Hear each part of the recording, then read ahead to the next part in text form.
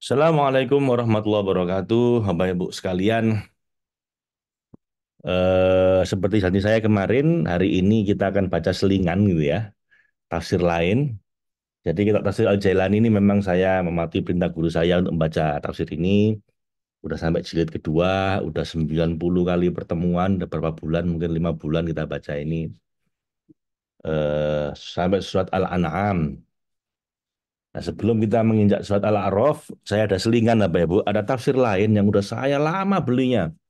Namanya tafsir Al-Misbah. Ini karya ulama Indonesia, Profesor Quraish Shihab, pakar tafsir. Nah, ini saya sudah beli 15 jilid, Bapak Ibu. Itu ada beli 5 juta kalau saya nggak salah harganya. Dan sudah saya beli lama, di sini cetakan tahun 2007 saya lihat. Nah, supaya juga ikut kita baca, Bapak Ibu. Ini sebagai selingan kita baca nanti pengantarnya tafsir Al-Misbah ini dan surat Al-Fatihah. Itu udah 80 halaman sendiri pengantar sama surat Al-Fatihahnya itu. Al-Baqarah nggak kita baca karena sudah kita baca di Tafsir Al-Jailani ya. Jadi kita lihat coba dapat wawasan lain lah Pak Ibu. Ingat semua tafsir punya potret masing-masing, sudut pandangnya masing-masing. Jadi mari kita ambil yang terbaik dari masing-masing tafsir tersebut. Kalau mungkin Anda merasa ada penafsiran yang kok Anda kurang pas, kurang cocok, ya sudah Anda skip itu eh, apa namanya? Kita ambil pelajaran yang terbaik dari tiap tiap ahli tafsir. Wong kita ini bukan ahli ya, cuman pembaca. Jadi ya kita ambil yang terbaik dari para ulama ini. Tanpa perlu mengkritisi, tanpa perlu suka atau nggak suka, ya kita belajar dari siapapun. Baik, Bapak Ibu, kita berdoa dulu. Semoga dapat manfaat yang terbesar, terbaik dari apapun yang kita baca dengan niat untuk mencapai ridhonya Allah, cintanya Allah. Ala hadhi niyya kulli niyatin sholihah li ridha illah wa li syafaati Rasulillah. Al-Fatihah. A'udzu billahi minasyaitonir rajim. Bismillahirrahmanirrahim. Alhamdulillahirabbil alamin. Arrahmanir rahim. Maliki yaumiddin. Iyyaka na'budu wa iyyaka nasta'in. Ihdinas siratal mustaqim. Siratal ladzina an'amta 'alaihim ghairil maghdubi 'alaihim waladdallin. Amin. Subhanaka la ilma lana illa ma 'allamtana innaka antal alimul hakim. Allahumma anfa'na bima 'allamtana wa 'allimna ma yanfa'una raditu billahi rabba wa bil islami dina wa bi Muhammadin nabiyya wa rasula rabbi zidni ilma warzuqni fahma amin. Kita baca sekapur sirih dari bagian paling depan Bapak Ibu ya. A'udzubillahi minasyaitonir rajim. Bismillahirrahmanirrahim. Alhamdulillah, segala puji bagi Allah yang telah menurunkan kitab suci Al-Qur'an sebagai petunjuk bagi umat manusia.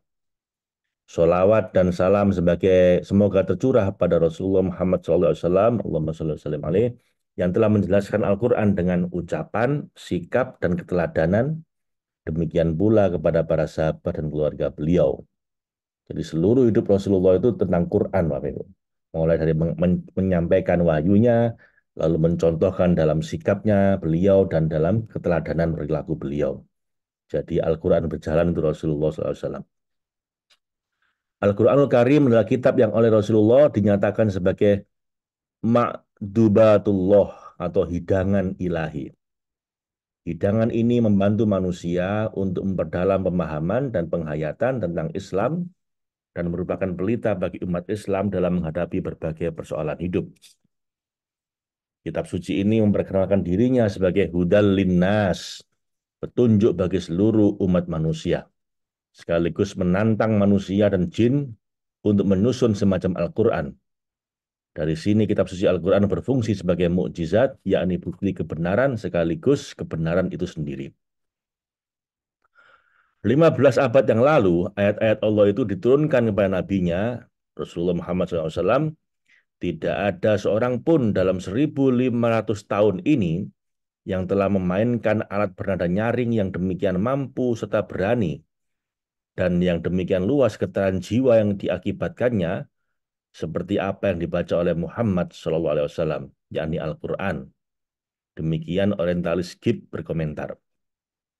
Bahasanya yang demikian mempesona, redaksinya yang demikian teliti, dan mutiara pesan-pesan yang demikian agung, telah mengantar kalbu masyarakat yang ditemuinya berdecak kagum, walaupun nalar sebagian mereka menolaknya.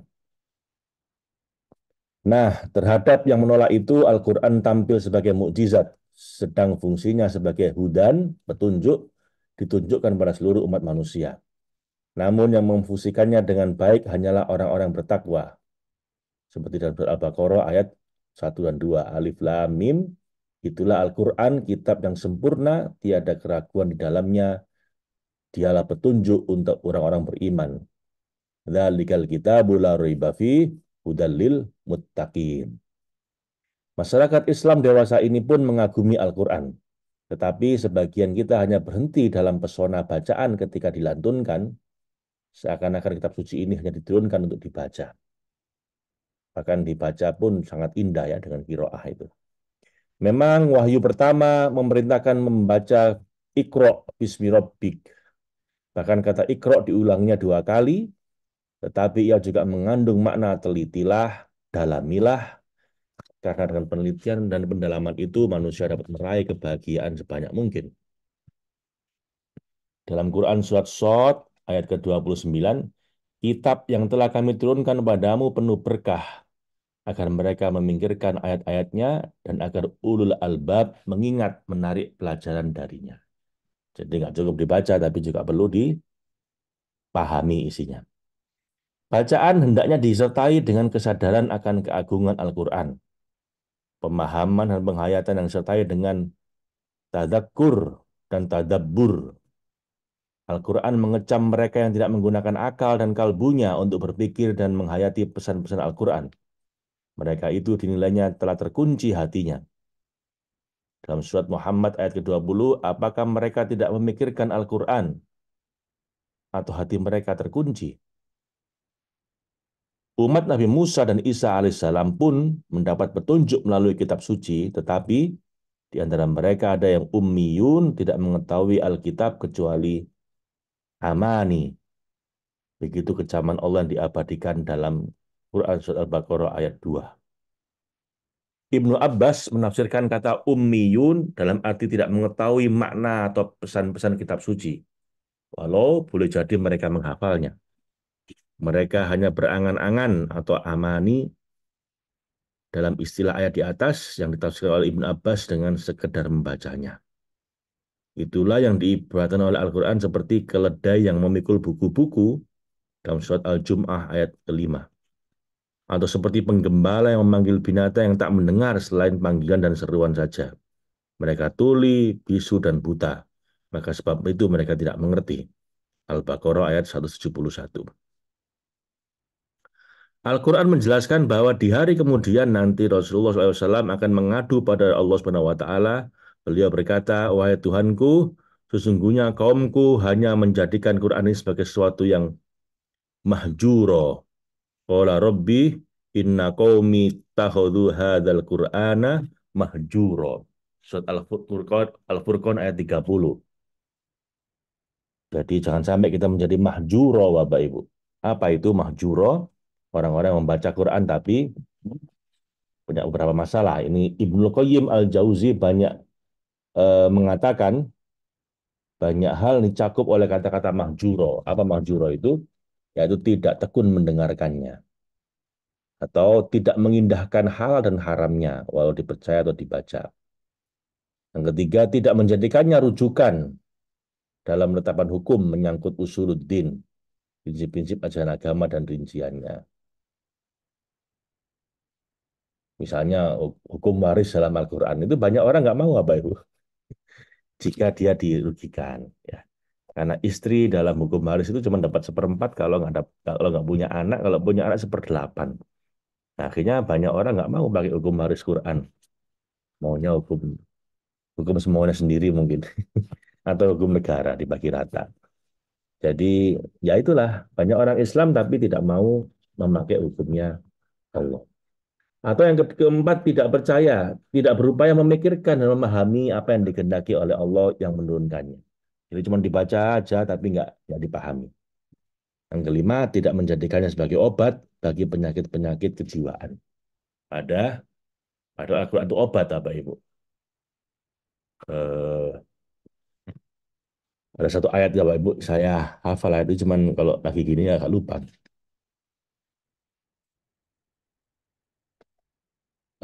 Mbak Sus. Kadang-kadang kalau lagi nggak sholat jadi lupa Bapak Ibu. Ya bahwa Quran itu adalah obat bagi jiwa kita. Semua yang disebut di atas tercakup dalam pengaduan Nabi Muhammad SAW. Tentu saja kita tidak ingin termasuk dalam kelompok yang diadukan Rasul tersebut. Tapi kenyataannya menunjukkan bahwa banyak orang yang tidak memahami Al-Quran dengan baik dan benar. Kendati demikian, kita harus mengakui bahwa tidak jarang orang yang berminat mengenalnya menghadapi kendala yang tidak mudah diatasi. Jadi yang ingin paham pun susah, seperti keterbatasan dalam segi waktu atau ilmu dasar, maupun kelangkaan buku rujukan yang sesuai, yakni sesuai dari segi cakupan informasi yang jelas dan cukup, tetapi tidak berkepanjangan. Jadi kita butuh penjelasan Quran yang tidak sekedar terjemahan, tapi juga tidak bertele-tele. Nah, jadi tafsir ini sedang berusaha untuk membuat penjelasan dalam Al-Quran yang cukup, tapi tidak terlalu berkepanjangan. Adalah kewajiban para ulama untuk memperkenalkan Al-Quran dan menyuguhkan pesan-pesannya sesuai dengan kebutuhan dan harapan itu. Memang para pakar Al-Quran telah berhasil melahirkan sekian banyak metode dan cara menghidangkan pesan-pesan Al-Quran. Salah satu di antaranya adalah apa yang dinamai dengan metode maudhu'i atau tafsir tematik, metode tematik. Metode ini dinilai untuk dapat menghidangkan pandangan dan pesan Al-Quran secara mendalam dan menyeluruh menyangkut tema-tema tertentu. Jadi tafsir yang itu mengumpulkan ayat-ayat yang setema, baru kemudian dibahas tema itu. Namanya tafsir maudhu'i. Ia lahir setelah para pakar menyadari bahwa metode yang diterapkan sebelumnya sangat menyita waktu, bahkan menghidangkan aneka informasi yang tidak selalu dibutuhkan oleh pembacanya. Karena banyaknya tema yang dikandung dalam kitab suci umat Islam itu, maka tentu saja pengenalan menyeluruh tidak mungkin terpenuhi, paling tidak hanya pada tema-tema yang dibahas itu. Jadi kalau tafsir seperti yang sekarang ini kita baca, Bapak Ibu, itu kan urut ayat-ayatnya, dan kadang-kadang lompat tema-temanya itu, lompat-lompat begitu. Nah, kemudian bahasanya pun diulang-ulang. Nah, banyak orang mungkin kurang nyaman dengan metode itu, akhirnya mereka lebih nyaman dengan tafsir maudhu'i, di mana tafsir yang itu per tema. Tema pernikahan, nah, dikumpulkan ayat-ayat tentang pernikahan. Tema fikih, dikumpulkan ayat-ayat tentang fikih. Nah, itu namanya tafsir maudhu'i. Dengan demikian, kesulitan atau harapan yang dikemukakan pada awal uraian belum juga terselesaikan. Ini eh, memang telah lahir upaya-upaya yang dilakukan oleh para pakar, katakanlah seperti Fazlur Rahman dalam bukunya tema-tema pokok Al-Quran atau Mahmud Saltud dalam bukunya Ila Al-Quranul Karim. Namun apa yang mereka kemukakan masih sangat singkat dan dalam bahasa asing sehingga belum memuaskan mereka yang dahaga. Jadi Al-Quran memiliki tiga aspek. Yang pertama akidah, yang kedua syariah, yang ketiga akhlak. Agama pun begitu Bapak Ibu ya. Akidah itu teologi, keyakinan tentang Tuhan.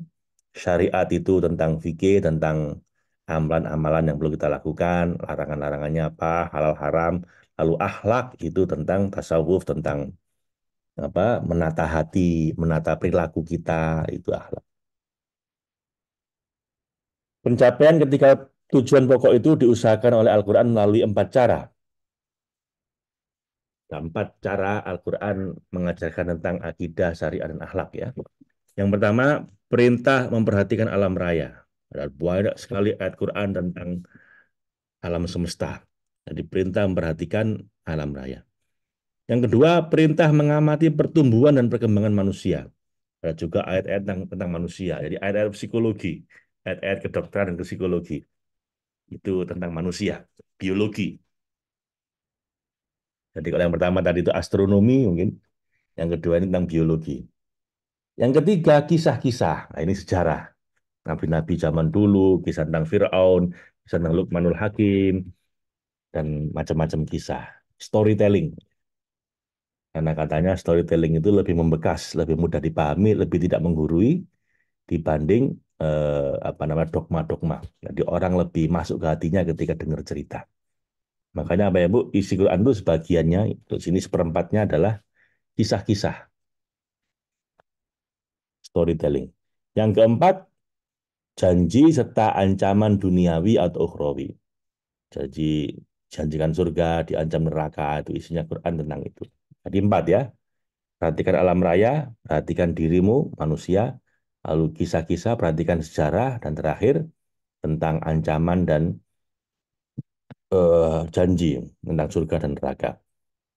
Demikian kesimpulan Mahmud Saltut ketika memperkenalkan Al-Quran yang dalam buku Membumikan Al-Quran, penulis tambahkan bahwa di celah-celah uraian tentang tujuan dan cara Al-Quran itu ditemukan pula mukjizat keistimewaan Al-Quran paling tidak dalam tiga aspek.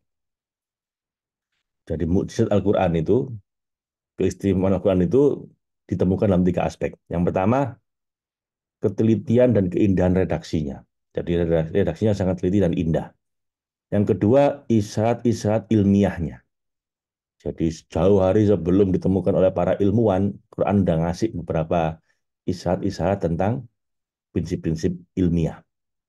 Lalu yang ketiga, pemberitaan hal gaib, sesuatu yang nggak kelihatan, tentang kabar tentang masalah surga, neraka, malaikat, jin, itu kan gaib semua. Tapi itu diungkap dalam Al-Quran, baik itu tentang masa lalu maupun yang akan datang. Apakah hidangan ini, walau disertai dengan beberapa contoh, telah memperkenalkan Al-Quran dengan baik? Jawaban yang menafikan lebih cenderung untuk diucapkan daripada yang mengiyakan. Pada tahun 1970, pada tahun 1997, penerbit Pustaka Hidayah menerbitkan karya penulis tafsir Al-Qur'anul Karim. Ada 24 surat dihidangkan di sana. Jadi Profesor Quraish Shihab ini juga pernah bikin tulisan sebelumnya yaitu tafsir Al-Qur'anul Karim. Ada 24 surat yang dihidangkan. Uraiannya banyak merujuk pada Quran dan Sunnah dengan menggunakan metode tahlili, yakni menafsirkan ayat demi ayat sesuai dengan susunannya dalam setiap surat. Penekanan dalam uraian-uraian tafsir itu adalah pola pada pengertian kosakata dan ungkapan-ungkapan Al-Quran dengan petunjuk kepada pandangan pakar bahasa. Kemudian memperhatikan bagaimana kosakata atau ungkapan itu digunakan oleh Al-Quran. Jadi Pak Quraish Shihab ini pernah bikin tafsir Al-Quran Al-Karim di diekspos dari sisi tata bahasanya, dikuliti kosakatanya dan tata bahasanya. Dalam memilih urutan surat-surat yang diuraikan di sana, penulis berupaya mendasarkan pada urutan masa turun surat tersebut. Dan nyusunnya berdasarkan urutan turunnya ayat. Jadi dimulai dengan Fatihah sebagai induk Quran, kemudian disusul dengan surat yang memuat wahyu pertama, yaitu Iqra.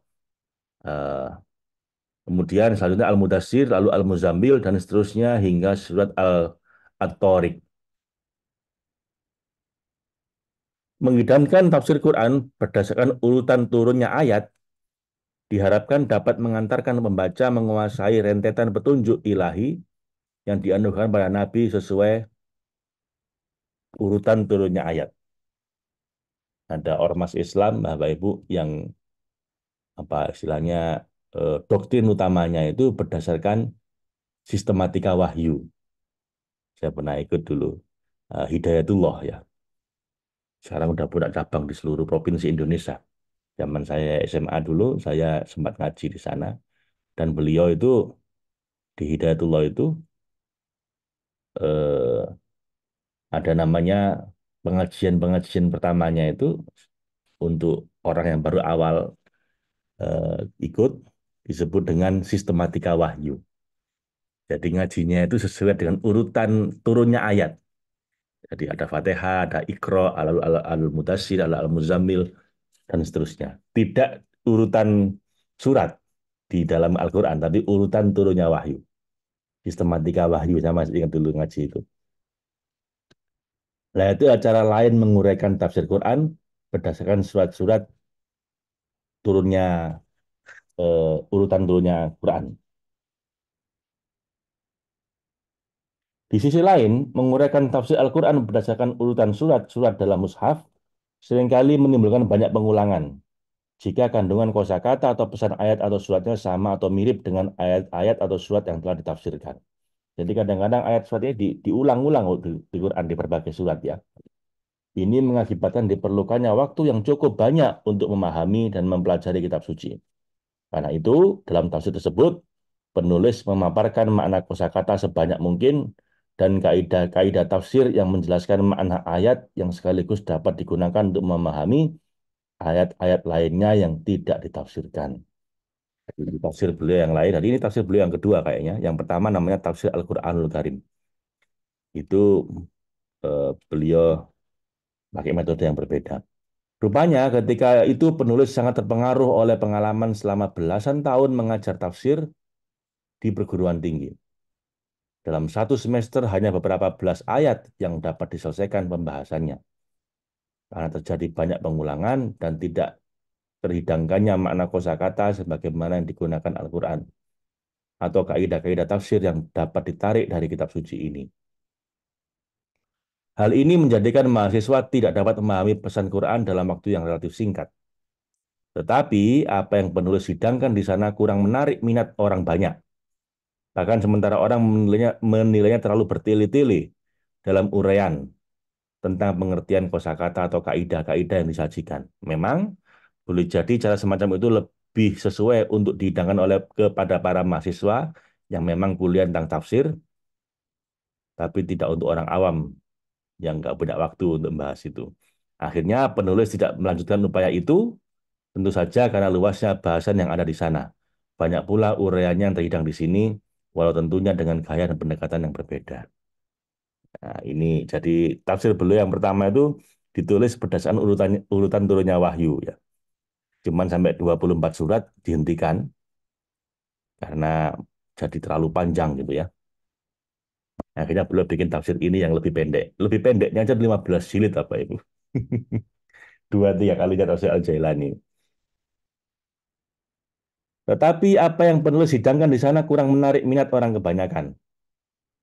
Bahkan sementara mereka menilainya terlalu bertele-tele dalam uraian tentang pengertian kosakata atau kaidah-kaidah yang disajikan. Memang cocok untuk mahasiswa ya. Dalam konteks memperkenalkan Al-Quran, dalam buku ini penulis akan terus berusaha menghidangkan bahasan setiap surat pada apa yang dinamai tujuan surat atau tema pokok surat. Nah, di tafsir yang sekarang ini, beliau akan menjelaskan tema pokok surat. Jadi tiap surat itu dijelaskan dengan tema pokok surat. Memang menurut para pakar, setiap surat ada tema pokoknya. Pada tema itulah berkisar uraian ayat-ayatnya. Jika kita mampu memperkenalkan tema-tema pokok itu, maka secara umum kita dapat memperkenalkan pesan utama setiap surat, dan dengan memperkenalkan ke 114 surat, kitab suci ini akan dikenal lebih dekat dan mudah. Jadi tiap surat itu apa ya Bu? Judul surat itu menyampaikan apa tema pokok tentang surat itu. Ya. Di sisi lain, banyak kaum muslimin yang membaca surat-surat tertentu dari Al-Quran, seperti Yasin, Al-Waqi'ah, Ar-Rahman, ini surat-surat favorit yang sering dibaca oleh umat Islam, dan lain-lain, Al-Kahfi. Berat dan sulit bagi mereka memahami apa yang dibacanya. Bahkan boleh jadi ada yang salah dalam memahami maksud ayat-ayat yang dibacanya, walau telah mengkaji terjemahannya. Jadi banyak orang walaupun dapat baca terjemahannya masih bingung. Ya. Kesalahpahaman tentang kandungan ayat atau pesan surat akan semakin menjadi-jadi bila membaca beberapa buku yang menjelaskan keutamaan surat-surat Al-Quran atas dasar hadis-hadis lemah, hadis-hadis doif. Misalnya, bahwa membaca surat Al-Waqiah mengandung kehadiran rezeki, mengundang rezeki. Nah, menjelaskan tema pokok surat-surat Al-Quran atau tujuan utama yang berkisar di sekeliling ayat-ayat dari surat itu akan membantu meluruskan kekeliruan serta menciptakan kesan yang benar. Selanjutnya, jangankan di tingkat awam, di kalangan kaum terpelajar pun, bahkan yang berkecimpung dalam studi Islam, masih sering timbul dugaan kerancuan sistematika penyusunan ayat atau surat dalam Al-Quran. Apalagi jika mereka membandingkannya dengan karya-karya ilmiah. Banyak yang tidak mengetahui bahwa sistematika penyusunan ayat-ayat dan surat-surat yang sangat unik mengandung unsur pendidikan yang amat menyentuh. Jadi banyak orang salah paham tentang Quran ya. Kok bahasanya lompat-lompat, kok habis ngomong ini ngomong itu. Jadi banyak orang yang biasa dengan apa kajian ilmiah itu mengkritisi Quran seperti itu. Nah, ini mau diluruskan oleh Profesor Quraisyhab bahwa memang disusun seperti itu karena ada maksudnya, yaitu untuk pendidikan jiwa, untuk menyentuh hati para pembacanya. Menghidangkan tema-tema pokok Al-Quran dan menunjukkan betapa serasi ayat-ayat setiap surat dan temanya akan ikut membantu menghapus kerancuan yang melekat atau hinggap di benak tidak sedikit orang. Jadi makanya perlu tafsir maudhu'i itu menghidangkan tema-tema pokok Quran. Selanjutnya perlu juga ditegaskan bahwa kalimat-kalimat yang tersusun dalam buku ini yang sepintas terlihat seperti terjemahan Al-Quran, hendaknya jangan dianggap sebagai terjemahan Quran, apalagi Al-Quran itu sendiri. Ulama-ulama Al-Quran mengingatkan bahwa betapapun telitinya seorang penerjemah, maka apa yang diterjemahkannya dalam Al-Quran bukanlah Al-Quran itu sendiri. Bahkan lebih tepat untuk tidak dinamai terjemahan Al-Quran. Karena itu apa yang seringkali dinamai terjemahan Al-Quran atau Al-Quran dan terjemahannya harus dipahami dalam arti terjemahan makna-maknanya. Karena dengan hanya menerjemahkan redaksi atau kata-kata yang digunakan Al-Quran, maksud kandungan Quran belum tentu terhidangkan. Ambillah sebagai contoh kalimat Aqimis sholah yang biasa diterjemahkan dengan dirikanlah sholat. Ya, terjemahan ini bukan saja keliru, karena kata akim bukan terambil dari akar kata koma yang berarti berdiri, tetapi dari kata kowama yang berarti melaksanakan sesuatu dengan sempurna serta berkesinambungan. Nah, makanya terjemahan dirikanlah sholat itu agak menyesatkan ya. Seakan-akan cuma berdiri sholat gitu ya. Padahal kata beliau ini akar katanya bukan berdiri, bukan koma, tapi kowama yang artinya melaksanakan sesuatu dengan sempurna serta berkesinambungan. Jadi maksudnya akimi sholat itu sempurnakanlah sholatmu dan lakukan secara terus-menerus. Makanya perlu perlu dipahami lebih dalam Bapak Ibu, nggak sekedar diterjemahkan. Di sisi lain, keinginan untuk memperjelas makna-makna yang dikandung oleh suatu ayat dan menunjukkan betapa serasi hubungan antar kata dan kalimat-kalimat yang satu dengan yang lain dalam Al-Quran, seringkali memerlukan penyisipan kata atau kalimat, apalagi karena gaya bahasa Quran lebih cenderung kepada ijaz atau penyingkatan daripada itnab, memperpanjang kata. Banyak sekali redaksi ayat-ayat Al-Quran yang menggunakan apa yang dikenal dengan ihti, ihtiba, yakni menghapus satu kata atau kalimat karena telah ada pada redaksinya kata atau kalimat yang dapat menunjuk kepadanya. Sebagai contoh, surat Yunus ayat 67. Dialah yang menjadikan malam bagi kamu gelap supaya kamu beristirahat padanya dan menjadikan siang terang benderang supaya kamu mencari karunia Allah. Sesungguhnya pada demikian itu terdapat tanda-tanda kekuasaan Allah bagi orang-orang yang mendengar. Kata gelap tidak tercantum dalam redaksi ayat karena pada penggalan berikut telah disebut kata terang benderang. Demikian juga supaya kamu mencari karunia Allah tidak disebut dalam redaksi ayat ini. Karena lawannya yaitu supaya kamu beristirahat telah dikemukakan sebelumnya. Jadi disingkat-singkat sama Quran itu. Selanjutnya penggunaan bentuk-bentuk kata tertentu seringkali mengandung makna yang tidak dapat ditampung kecuali dengan penyisipan-penyisipan.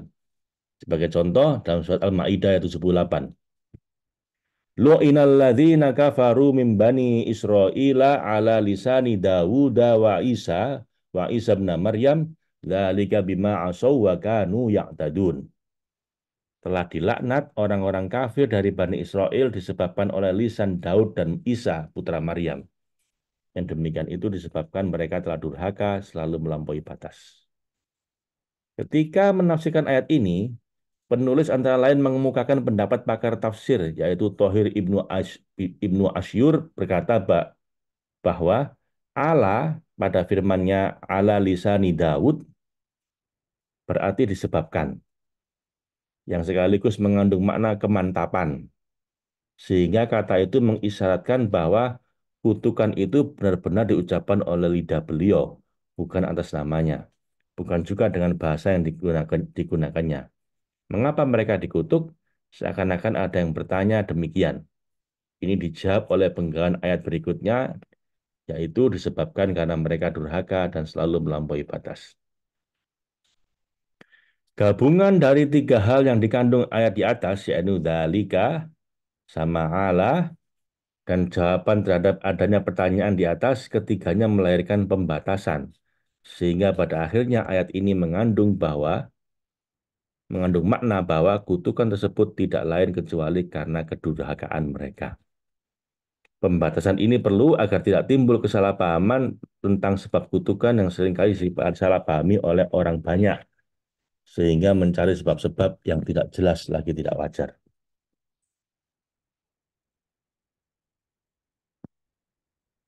Dan melupakan atau mengabaikan hal-hal yang penting dan yang sebenarnya.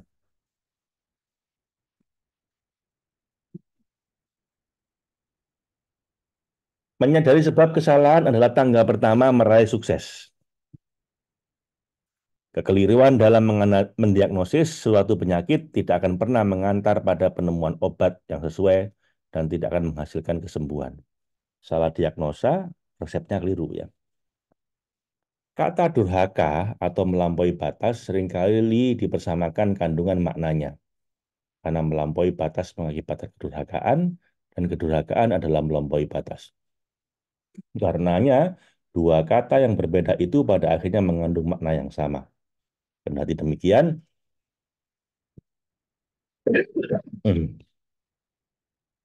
karena bentuk kata yang digunakannya berbeda, maka makna yang dikandungnya pun mengandung perbedaan. Kata asau itu durhaka, artinya durhaka, karena menggunakan bentuk kata kerja masa lampau, maka ia menunjukkan bahwa kedurhakaan itu bukan barang baru, tapi telah ada sejak dulu. Durhaka sejak lama ya. Dan untuk mengisyaratkan bahwa kedurhakaan itu masih berlanjut hingga kini dan masa datang, atau merupakan kebiasaan sehari-hari mereka. Maka kata ya'tadun melampaui batas dihidangkan dalam bentuk kata kerja masa kini dan akan datang. Nah, memahami gini-gini kan perlu mufasir, Pak. Perlu ulama yang bisa menjelaskan. Kalau asau itu durhaka di masa lampau, ya'tadun itu melampaui batas saat ini maupun ke depan. Artinya memang orang-orang ini nggak bisa diharapkan lagi. Dari dulu sampai sekarang dan akan datang akan durhaka terus. Makanya dikutuk.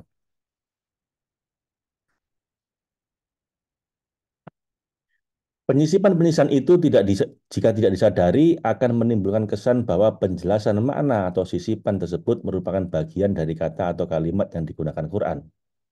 Padahal sama sekali tidak demikian. Bukankah di atas telah dikemukakan bahwa apa yang dibaca ini bukan terjemahan Al-Quran, tetapi terjemahan makna-makna Al-Quran. Jadi nanti beliau tidak menerjemahkan letterlek Bapak Ibu, tapi menerjemahkan secara maknawi, maknanya apa gitu ya. Supaya lebih mudah dipahami oleh orang awam. Semoga dengan penjelasan ini tidak timbul kesalahpahaman seperti yang pernah terjadi atas penafsir Ibrahim Ibnu Umar Al-Biqai yang pendapatnya banyak menulis kutip. Penafsir tersebut pernah hampir dijatuhi hukuman mati, ya jadi karena iri hati, dengan alasan bahwa tafsirnya yang berbahasa Arab itu mencampur baurkan antara kalimat-kalimatnya dengan kalimat-kalimat wahyu. Ini dituduhkan kepadanya, padahal beliau membedakan sisipan dan penafsirannya dengan redaksi wahyu melalui penulisan ayat antara dua kurung. Penulis sekali lagi menyatakan bahwa apa yang terhidang dalam bahasa Indonesia ini bukan merupakan Al-Quran, bahkan bukan juga terjemahan Al-Quran. Dengan demikian, walaupun penulis berusaha sedapat mungkin memisahkan terjemahan makna Al-Quran dengan sisipan atau tafsirnya melalui penulisan terjemah maknanya dengan tulisan miring dan sisipan atau tafsirnya dengan tulisan normal, Namun seandainya itu terlewatkan, agaknya pembaca yang budiman agar dapat mentoleransinya. Karena betapapun ini adalah karya manusia doif yang memiliki aneka kekurangan. Di samping itu, dengan menampilkan penafsiran atau kesan-kesan tertentu untuk ayat-ayat tertentu, sama sekali bukan berarti memilah-milah Al-Quran, yakni menganggap penting yang satu atau menganggap kurang penting yang lain. Tetapi semata-mata karena demikian itu, kesan atau informasi dan curah pikir yang diperoleh oleh penulisnya ketika menulisnya. Akhirnya, penulis merasa sangat perlu menyampaikan kepada pembaca bahwa apa yang dihidangkan di sini bukan sepenuhnya ijtihad penulis, hasil karya ulama-ulama terdahulu dan kontemporer, serta pandangan-pandangan mereka sungguh banyak penulis nukil. Jadi beliau tidak menafsirkan sendiri ya Bapak Ibu, tapi menukil berbagai macam tafsir dari ulama-ulama terdahulu. Khususnya pandangan tafsir dari Ibrahim Ibnu Umar Al-Biqai, yaitu yang wafat tahun 885 Hijriah, yang karya tafsirnya ketika masih berbentuk manuskrip menjadi bahan disertasi penulis di Universitas Al-Azhar Kairo 20 tahun yang lalu. Demikian juga karya tafsir pemimpin tertinggi Al-Azhar dewasa ini, Sayyid Muhammad At-Tantawi, juga Syekh Mutawali Asy-Sya'rawi, dan tidak ketinggalan Sayyid Kutub, Muhammad Thohir bin Ashur, Sayyid Muhammad Hussein Tobai, serta beberapa pakar tafsir yang lain. Mudah-mudahan buku ini dapat merupakan sumbangan kecil dalam kepustakaan Al-Quran di tanah air, dan mudah-mudahan peminat studi Al-Quran dapat menyempurnakannya. Semoga karya ini tercatat di sisi Allah sebagai amal jariah, dan semoga ganjarannya dapat diraih oleh penulis dan pembaca kelak di kemudian hari. Amin. Hanya kepada Allah kita semua memohon taufik dan hidayah. Billahi taufik wal hidayah. Awal penulisan di Kairo, Jumat 4 Rabiul Awal 1420 Hijriah atau 18 Juni 1999 Masehi. Dan dari situ apa Ibu? Itu sekapur sirih. Lalu baru kemudian ada daftar isi di sini, satu jilid besar ini ada berapa halaman? 624 halaman, ini baru surat Al-Fatihah dan Al-Baqarah. Dan beliau mengelompok-ngelompokkan ayatnya gitu ya, ayat 1 sampai 20, 21 sampai 29 begitu ya. Menafsirkannya per kelompok. Lebih enak dibaca ini kalau per kelompok apa ya. Lalu berikutnya nanti kita baca pengantar. Pengantar yang kita baca besok Bapak Ibu. Nanti habis pengantar baru surat Al-Fatihah. Kita baca Al-Fatihah saja ya. Al-Baqarahnya tidak kita baca karena Al-Baqarahnya sudah kita baca di Tafsir Al-Jailani sampai Al-An'am. Nanti setelah Anda baca ini, coba Anda kasih saya masukan, Anda lebih suka mana? Kita lanjutkan Tafsir Al-Jailani surat Al-A'raf, atau kita lanjutkan selingannya surat Al-A'raf pakai tafsir Al-Misbah karya Profesor Quraisy Shihab. Baik Bapak Ibu, sampai ketemu besok insya Allah. Assalamualaikum warahmatullahi wabarakatuh. Allahumma arhamna bil Qur'an waj'alhu lana imama wa nura wa huda wa rahmah.